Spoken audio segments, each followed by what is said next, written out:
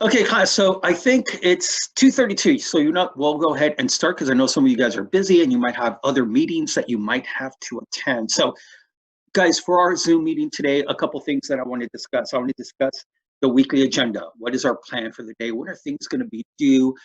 So I want to talk about that. Also, this new kind of website that I found that I want to share with you that's kind of like a all-in-one stop shop for AP biology. So I'll introduce that, which is called Wakelet. Then we'll talk about the quiz that you guys took on Friday. There are a couple questions that I saw students consistently have trouble with. Maybe it's the ones that you possibly missed. So we'll kind of do that. I'll do a quick review of a couple of those questions. And then I'll introduce biotechnology. That's kind of our big concept for the week. The things that, take these big labs that if we were in class, we would have done. We would have done our DNA fingerprinting lab, our gene cloning lab, which I'm hope that if we get back to school, these are labs we'll definitely do. But if not, I think some of the virtual ones that we're doing this week might help. So that's our plan for today. Guys, remember, if there's any time during our discussion that maybe my audio goes out or it's kind of coming in and out, let me know. Let me know on the chat so I could see if I could fix that issue. Okay, so first thing I want to do, guys, weekly agenda. So what I want to introduce, and I gave you the link to this on Edmodo, so I'm going to share my screen with you. And it's this right here. It's called Wakelet, and it's pretty easy. All you need is the link. So you just go to the link, which I put on Edmodo. And what it does, it gives me tiles that I'll put one for every week. So right here, this is for the week of, this is our daily agendas for the week of April 13th through the 19th. So notice I put everything on here. I put the agenda for the entire week. Now it looks overwhelming. I know some of you might be looking at this, wow, this is a lot. But remember, this is like the agenda for the entire week till actually next Monday, pretty much. So notice what we have. We have notes, activities, Khan Academy lessons. So this is kind of what we're going to be focused on during the week. There's some AP enrichment. Those of you taking the AP bio exam, a couple of things you should also be working on. But then what I like about this website, it lets me put everything on here. So this is the site that has YouTube videos for like my daily agendas that I kind of make up at school. It has all the PDFs that you need, PowerPoints, note outlines. And guys, you don't have to do the note outlines. It's something I'm providing for you if you think it helps you. If you just want to look at the PowerPoint, that's fine. Because once again, I don't pick up your notes. So it's not like I'm going to do this. I don't think there'll be a notebook check for this 9 weeks anyway. So the note outlines, totally optional. Only if it really helps you is something you have to do. I do have the labs right here. And by the way, guys, notice what I did. Last night, I actually recorded myself doing this virtual lab up here. So what I did is I made a YouTube video of me going through the lab because this is a lab that you need to have Flash for. And I know some of you who have maybe MacBooks, that doesn't run Flash anymore. I know Flash isn't something that's supported very much anymore. And this website is a Flash website. So what I did is I actually did the lab. It goes step by step. It lets you pause. You could record answers. So if you don't have Flash, that should not be an excuse of, oh, it's late, I couldn't do it. Dude, just follow along with me. I did the lab. I'll show you a little bit of what it looks like. Some special effects. And then there's your lab.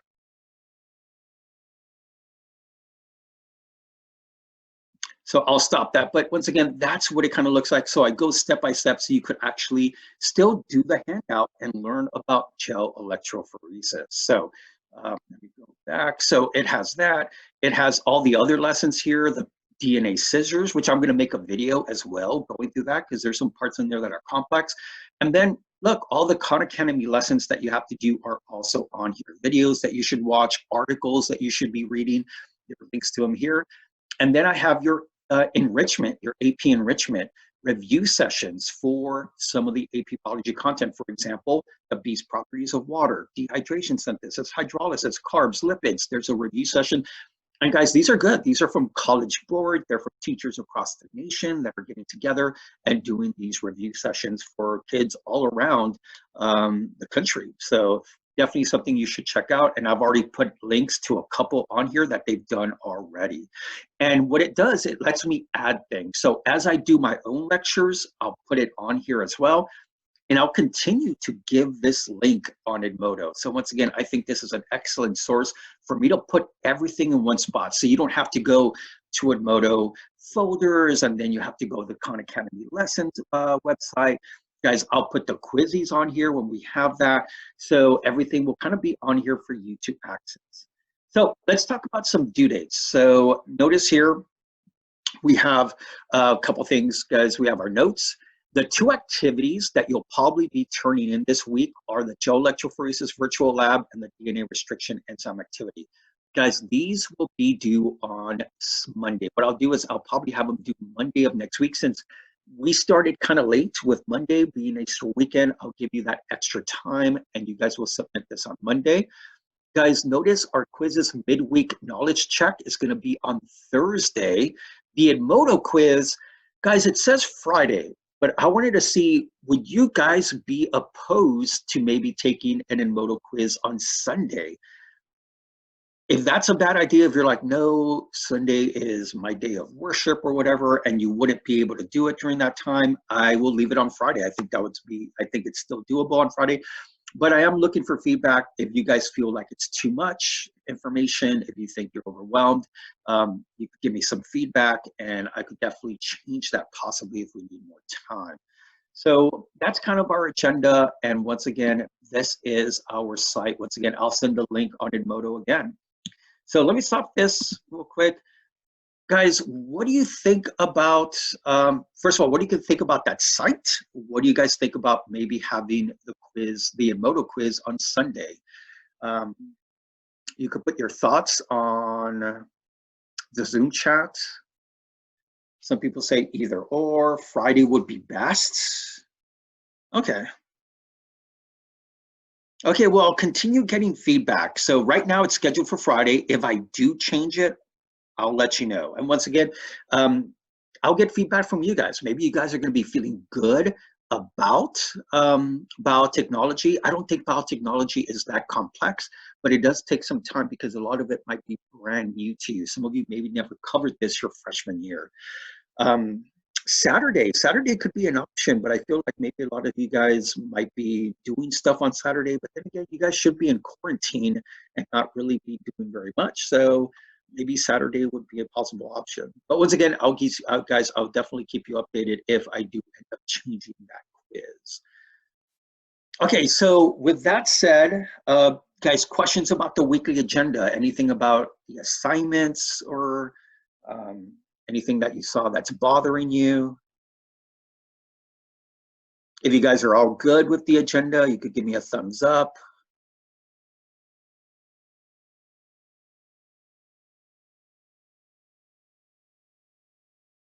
So it said, is the skin activity worksheet also due on Monday? Actually, good question, guys. That one I'm giving you 2 weeks to do. So the evolution of skin color, I'm going to give you 2 weeks. So I won't be due this Monday. It'll be due the following week. I'll give you a little bit of more time with that because it's a lot of reading and it's also a lot of like you looking at evolution, kind of making sure that you're understanding that. So I'll give you a little bit of time because once again, I know some of you are also trying to study for multiple AP exams right now. So I'll give you some extra time. So that one will not be due this Monday. They'll probably be due the following week, but do possibly expect a question or two on it on the quiz. Mr. V. Yes.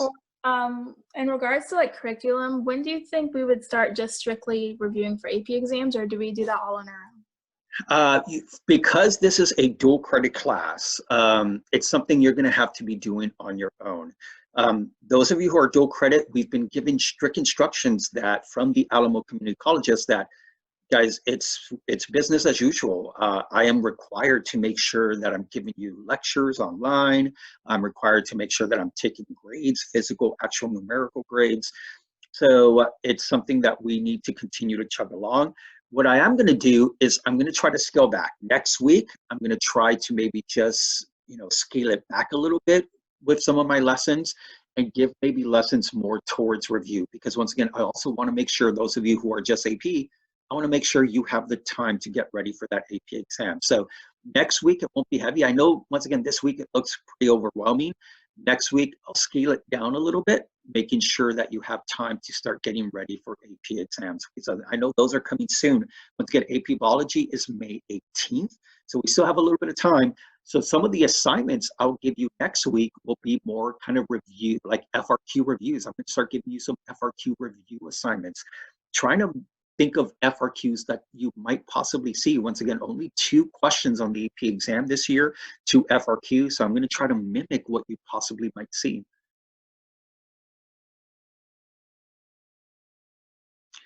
Okay, if you guys are good, guys, let's talk about that quiz that you guys took on Edmodo. How'd you guys feel about that quiz?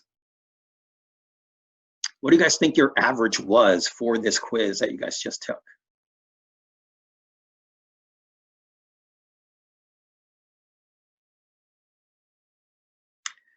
Terrible, I wouldn't say terrible.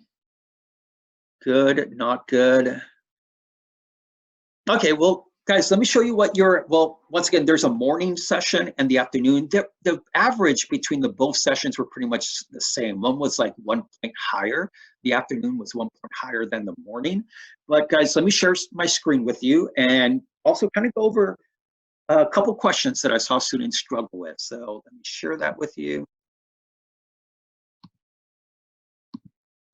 So here is our average. So a 76 average. And this is for those of you who took it in the afternoon. Median grade was an 80. There were students who got 100. Actually, the morning was a point higher. Actually, the morning was a 77 average. So guys, when it comes to this quiz, let's talk about a couple questions that I have marked here. So one question students struggled with, and here you kind of see the bar here.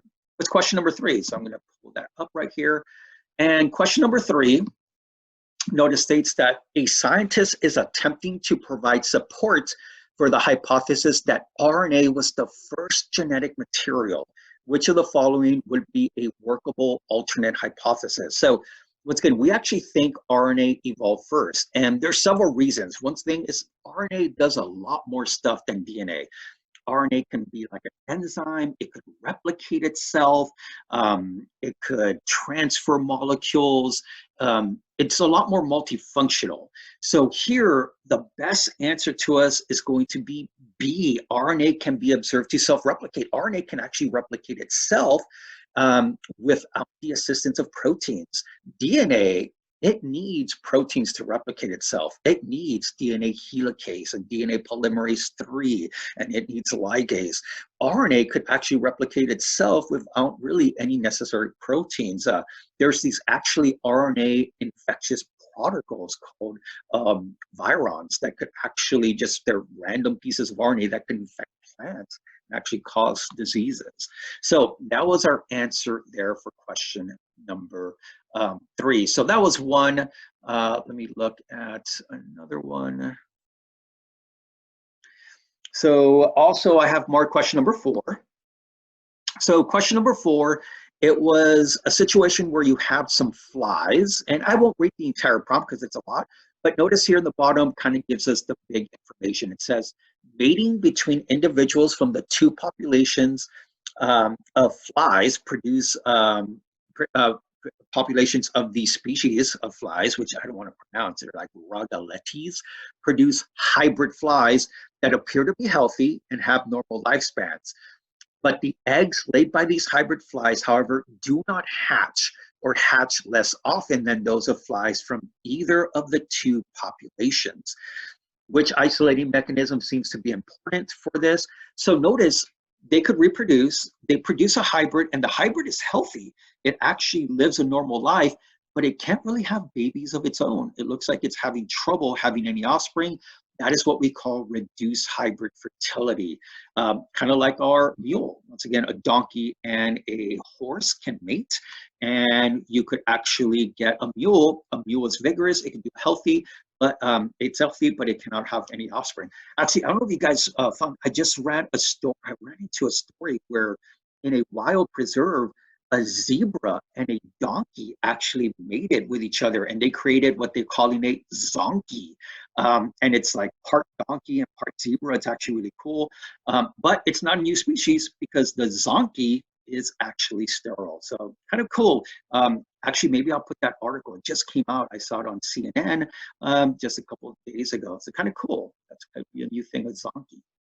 Okay, so that was one question. Let me go over another one that I saw. Number 5. This one was a big struggle with a lot of students. Only 47% of students got this one right. And guys, it's the one that had a picture of a lake. And notice there's hypothetical species. And you have A, B, and then you have A, B, C, D here in lake. And the question pretty much states, which of the following mechanisms could most likely account for the origin of species B in Lake 1? So notice, since Lake 1, these species, A and B, are both in the same lake. They're both in the same area, which means something else probably happened for them to start to speciate away from each other. Maybe it was something like temporal isolation or behavior isolation. So in that case, those are examples of, and our answer here was sympatric speciation. Guys, allopatric and geographic is the same thing. That's a physical barrier that separates it. And notice, between species A and B, there's no physical barrier that separates them away from each other. They're both in the same area, which means something else happened, and that's what speciation is. Where, they're in the same area. There's no physical barrier, just something else causes reproductive isolation.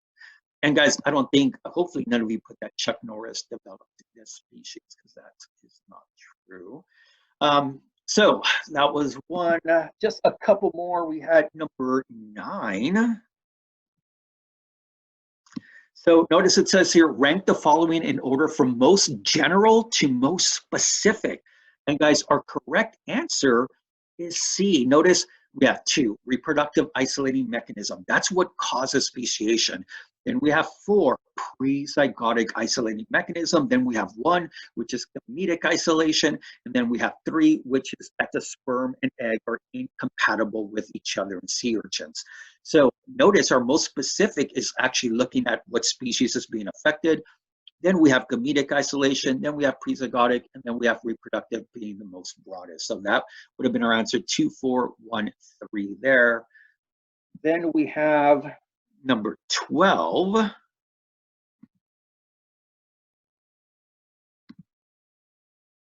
So number 12 was a question about, let me see here, fleas. Notice it tells you that there's fleas that live on these antelopes. And these antelopes also live around where there's cattle as well. So there's now some fleas that actually live on cattle and prefer cattle blood.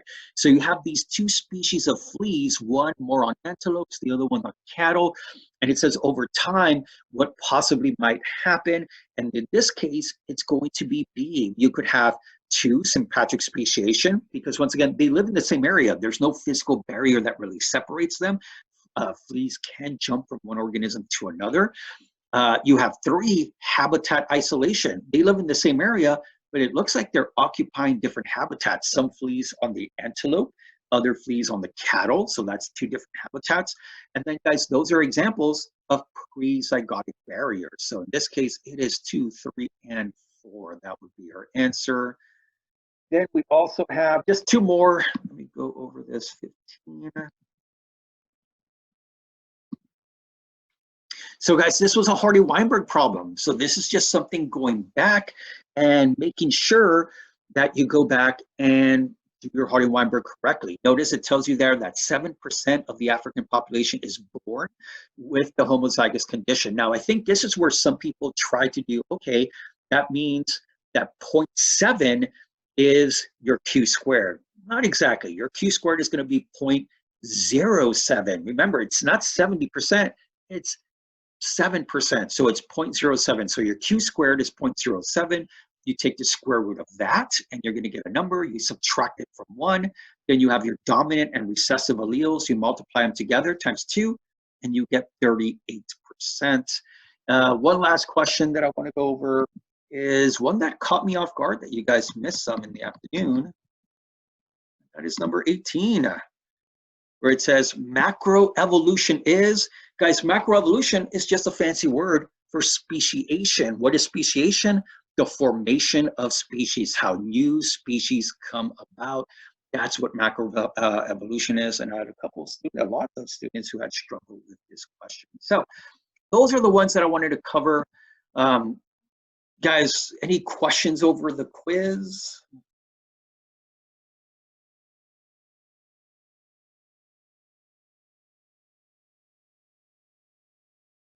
Mr. V. Yes. Would you say that, I noticed that more of the questions are more like reading dense. Would you suggest that we focus on like the bottom portion of the question to save time? Probably, because that's usually the prompt sets something up. If you read the bottom, sometimes you might already start thinking about what the right answer is just by reading the bottom, and then you could look at the prompt to possibly get some details. Because those are kind of like what I'm trying to, the AP exam is going to be a lot of reading. At least there's only 2 questions, but they're going to be dense questions with a lot of reading in them, where you have to kind of make sure that you can read quickly, but sometimes you could just read the bottom one and start formulating kind of your idea, like, okay, I think I know what they're asking. Go back and kind of read the heavier part if you need to kind of help you just maybe get that extra detail to help you answer the question. And I'll try to, maybe I'll see if I could time myself doing the quiz a little bit better, because if time's an issue, I could possibly start extending the time a little bit more on the quizzes. Okay, well, guys, the last thing I want to talk about then, let me introduce what we're going to be covering for the week. Now, I'm going to be dropping some lectures on this, but let me go ahead and introduce what we're going to be talking about.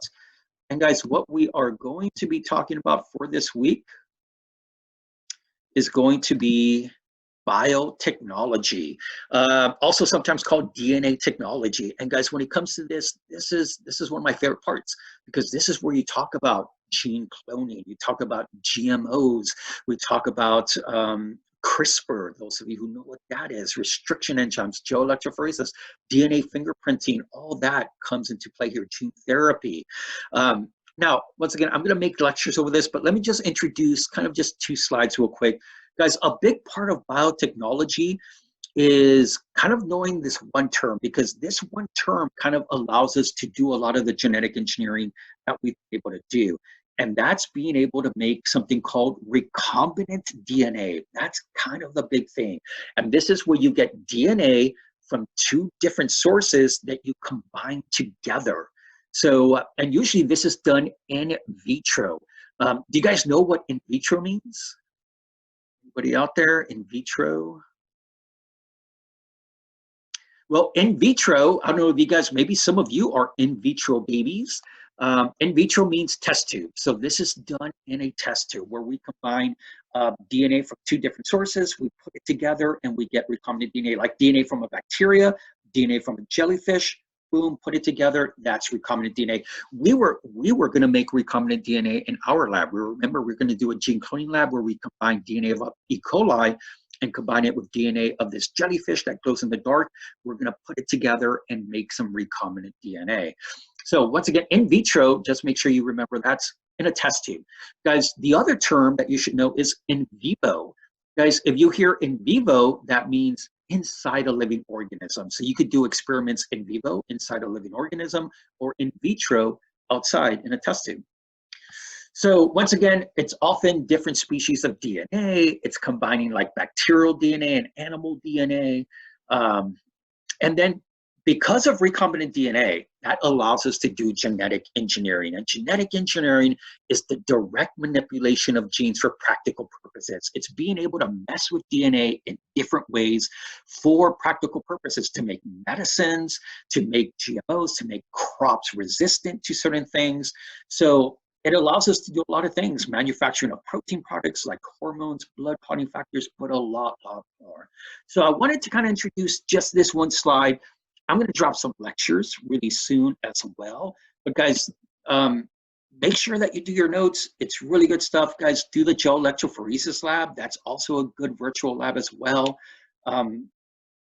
guys, at this time, I wanted to show you just one other thing. I wanted to show you a video that's about 5 minutes long. Are you guys up for watching a video 5 minutes that introduces kind of a little bit of genetic engineering? It's a YouTube video. Are you guys good for that? Okay, I see a couple thumbs up. If you're pressed for time, you could definitely leave. It won't hurt my feelings. Yes, it will. I'll start crying. But if you gotta go, you gotta go. But guys, let me share with you this video. It's really cool. Hopefully you guys will be able to hear the audio and everything.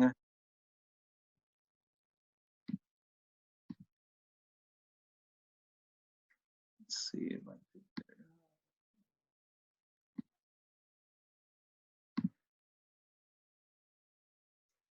Okay, so here we go, and hopefully you guys will be able to hear the audio.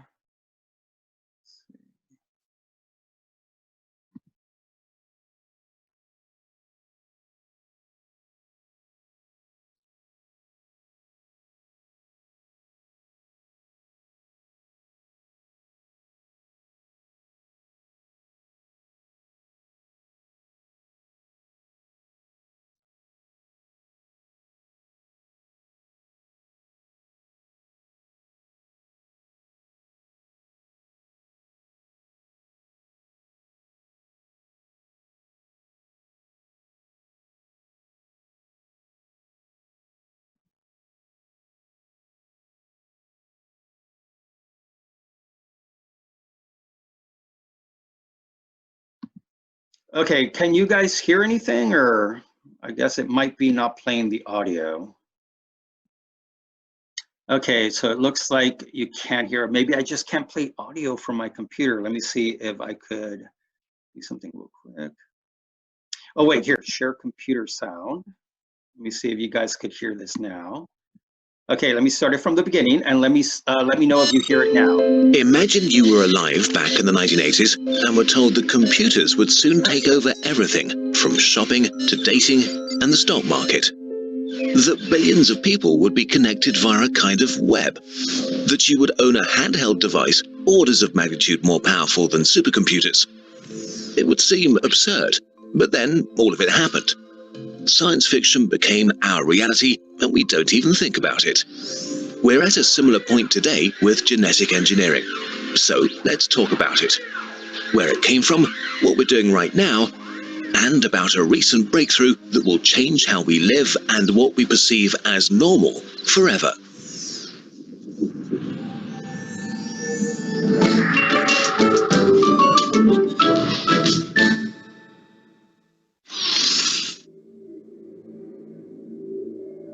Humans have been engineering life for thousands of years.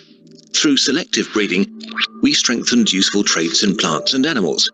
We became very good at this, but never truly understood how it worked, until we discovered the code of life, deoxyribonucleic acid, DNA, a complex molecule that guides the growth, development, function, and reproduction of everything alive. Information is encoded in the structure of the molecule. 4 nucleotides are paired and make up a code that carries instructions. Change the instructions, and you change the being carrying it. As soon as DNA was discovered, people tried to tinker with it. In the 1960s, scientists bombarded plants with radiation to cause random mutations in the genetic code. The idea was to get a useful plant variation by pure chance. Sometimes it actually worked too. In the 70s, scientists inserted DNA snippets into bacteria, plants, and animals to study and modify them, for research, medicine, agriculture, and for fun. The earliest genetically modified animal was born in 1974, making mice a standard tool for research, saving millions of lives. In the 80s, we got commercial. The first patent was given for a microbe engineered to absorb oil. Today, we produce many chemicals by means of engineered life, like life-saving clotting factors, growth hormones, and insulin, all things we had to harvest from the organs of animals before that. The first food modified in the lab went on sale in 1994, the Flavor Saver tomato, a tomato given a much longer shelf life via an extra gene that suppressed the buildup of a rotting enzyme. But GM food and the controversy surrounding them deserve a video of their own. In the 1990s, there was also a brief foray into human engineering. To treat maternal infertility, babies were made that carried genetic information from 3 humans. making them the first humans ever to have 3 genetic parents. Today there are super-muscled pigs, fast-growing salmon, featherless chickens, and see-through frogs. On the fun side, we made things glow in the dark. Fluorescent zebrafish are available for as little as $10. All of this is already very impressive, but until recently, gene editing was extremely expensive, complicated, and took a long time to do. This has now changed with a revolutionary new technology now entering the stage: CRISPR. Overnight, the costs of engineering have shrunk by 99%. Instead of a year, it takes a few weeks to conduct experiments, and basically everybody with a lab can do it. It's hard to get across how big a technical revolution CRISPR is. It literally has the potential to change humanity forever. Why did this sudden revolution happen, and how does it work? Bacteria and viruses have been fighting since the dawn of life. So-called bacteriophages or phages hunt bacteria. In the ocean, phages kill 40% of them every single day. Phages do this by inserting their own genetic code into the bacteria and taking them over to use them as factories. The bacteria try to resist, but fail most of the time because their protection. So at this point, I just want to pause it. I'll play a little bit more of it. I'm not going to play the entire video, just about 1 more minute. But guys, this is something that's in your notes that you'll be talking about called restriction enzymes. Now, restriction enzymes, guys, they cut at very kind of, they only cut where they find these sequences, and it's kind of protection they have against viruses, but sometimes viruses might not have those sequences. So a lot of the time these restriction enzymes are pretty much they're not able to defend the bacteria, but we get to use them in some of our labs that we do. So these are restriction enzymes. You'll learn about them. We actually will do a lab about them as well.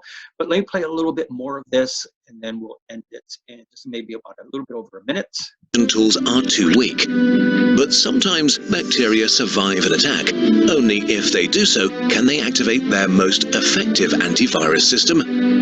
They save a part of the virus DNA in their own genetic code in a DNA archive called CRISPR. Here, it's stored safely until it's needed. When the virus attacks again, the bacterium quickly makes an RNA copy from the DNA archive and arms a secret weapon, a protein called Cas9. The protein now scans the bacterium's insides for signs of the virus invader by comparing every bit of DNA it finds to the sample from the archive. When it finds a 100% perfect match, it's activated and cuts out the virus DNA, making it useless, protecting the bacterium against the attack. What's special is that Cas9 is very precise, almost like a DNA surgeon. The revolution began when scientists figured out that the CRISPR system is programmable.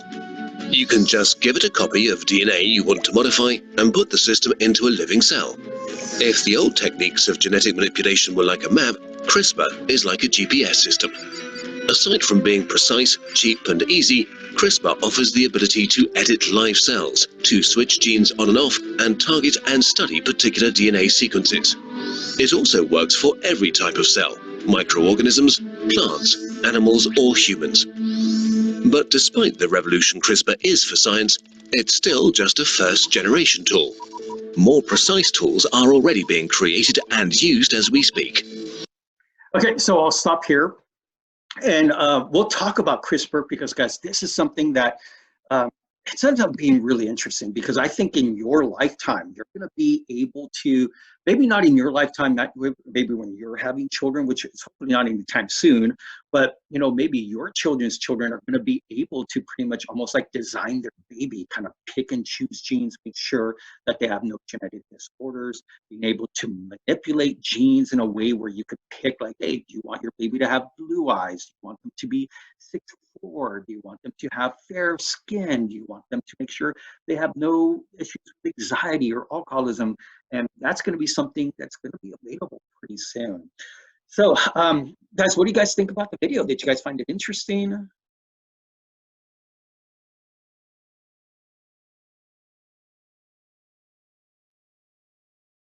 Okay, well, guys, I'll put the entire video on my Wakelet as one of the videos you guys could watch. Once again, really interesting stuff. Guys, I'm gonna once again drop some lecture videos pretty soon. Also, those of you who are doing the activities that don't have Flash, don't worry, I'm going to make also videos where I kind of go step by step so you're able to work on those assignments. Well, guys, that's all I have for you guys. If I'll stay on for about 3 more minutes. If you have any questions, concerns, you can let me know. If not, you guys have an awesome day, and you guys can go ahead and get some work done.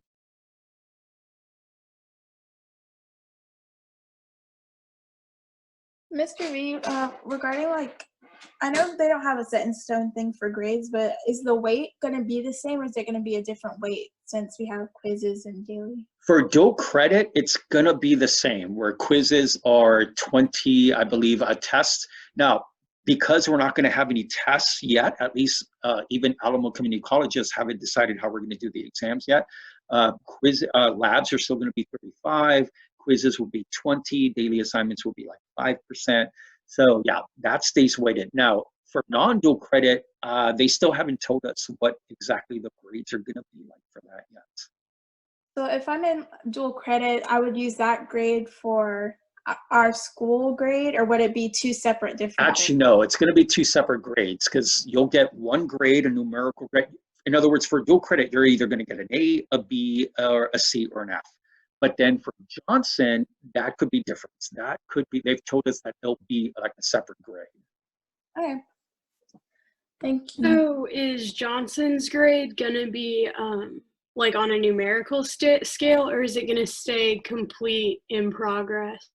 I don't think so.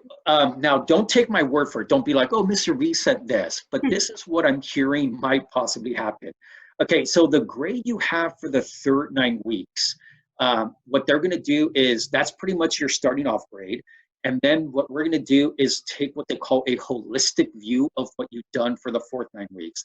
And what that means, let's say, for example, let's say you turned in every assignment, you did well on every quiz, then we could do something like, okay, well, I think, you know, she stayed on track and she deserves pretty much that third 9 weeks grade, or I think she did even a little bit better, and we could maybe do something like, you know, now they maybe you get a perfect 100 or something like that. So it's going to be what they're calling it, a holistic viewpoint of that. So that's what I'm hearing now. Don't take my word for it. Don't be like, oh, Mr. V said this, because that's not set in stone. That's just something that's thrown out there that might possibly happen. We might still go back to school. I believe our governor is going to tell us later on this week what he's going to do for schools. And the way he's leaning about how just reopening everything, TV back at school, which I don't know if it's a good thing, but hey, you never know. Would you go back to school? I would. If Abbott told us to go back to school in a couple weeks? I don't think I would. That's the issue. I don't think a lot of students would. I don't think a lot of students would actually go back. I don't think some teachers I don't think would go back, especially if you're an older teacher. If you're an older teacher, some teachers who maybe are fighting like breast cancer or something, they're not going to come back to school. Couldn't you refuse to come back? I'm sorry?